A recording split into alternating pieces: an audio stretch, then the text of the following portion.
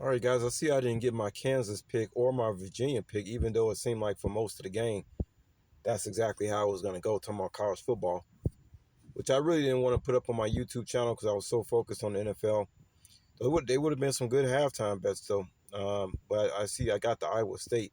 So I'm like, man, let me see if I can go ahead and even the score, with this Titans, putting this Titans up on the board because I've been thinking about this Titans and Broncos game all week.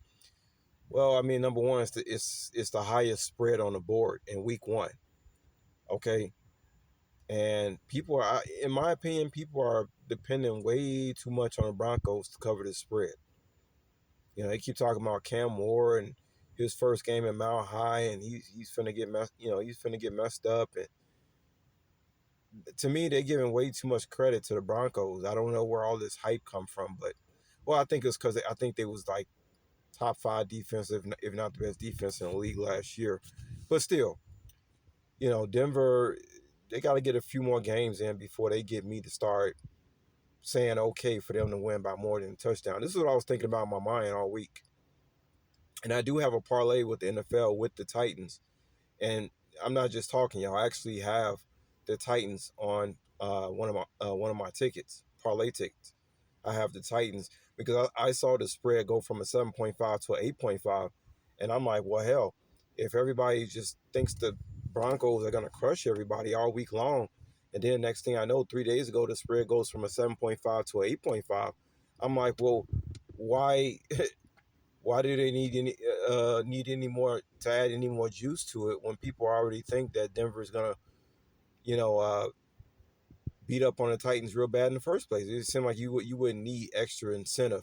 Usually, guys, when I'm watching a favorite and I'm watching that team all week, I look for the spread to go down. Like if let's say a team is favored by 7.5, like the Broncos were at first, right? The only way I would have picked them to cover if it had went down to a 6.5.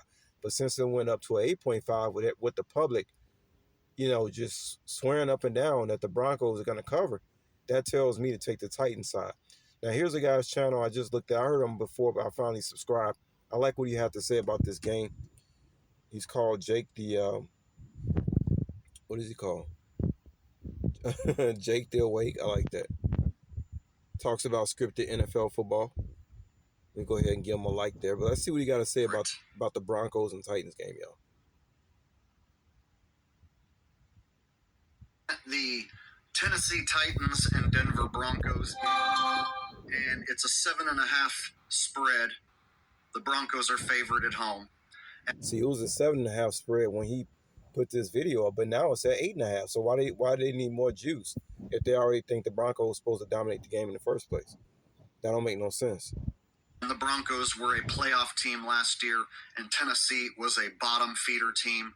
So from a fanboy standpoint, the fanboys are going to look at this game on Sunday, and they're probably going to figure that one is a gimme for the Broncos.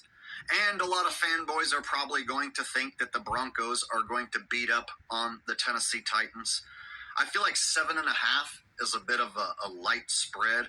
I feel like if Tennessee is truly a bottom feeder team, and if Denver is truly a playoff contender, that should be more like a 9-point spread, maybe even 10 points if Tennessee's going to be like one of the bottom four teams, and if Denver is, in most people's eyes, going to be a playoff contender.